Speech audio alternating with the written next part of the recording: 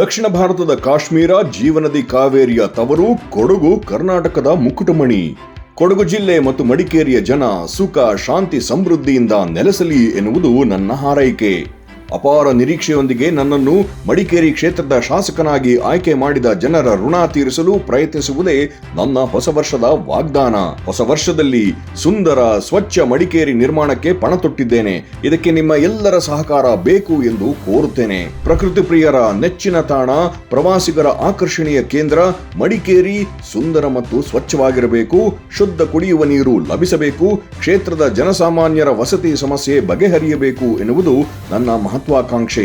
ಇದಕ್ಕಾಗಿ ಈ ವರ್ಷ ನಿಮ್ಮೆಲ್ಲರ ಸಹಕಾರದೊಂದಿಗೆ ಶಕ್ತಿ ಮೀರಿ ಪ್ರಯತ್ನಿಸುತ್ತೇನೆ.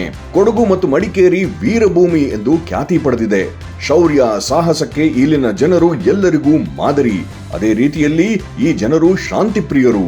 ವ್ಯಾಪಾರಿಗಳಿಗೆ, ಕಾಫಿ ಬೆಳೆಗಾರರಿಗೆ, ರೈತರಿಗೆ ಪೂರಕವಾದ ಯೋಜನೆಗಳನ್ನು ರೂಪಿಸಲು ರಾಜ್ಯ ಮತ್ತು ಕೇಂದ್ರ ಸರ್ಕಾರದ ನಡುವೆ ಸಮನ್ವಯಕಾರನಾಗಿ ಕೆಲಸ ಮಾಡಲು ಬದ್ಧನಾಗಿದ್ದೇನೆ.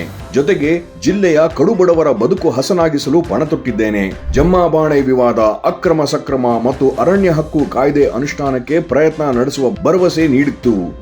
ಈ ಎಲ್ಲ ಜನಪರ ಯೋಜನೆಗಳು ಜಾರಿಯಾಗಬೇಕಾದರೆ ನಿಮ್ಮ ಆಶೀರ್ವಾದ, ಬೆಂಬಲ ಮತ್ತು ಸಹಕಾರ ಬೇಕೇ ಬೇಕು.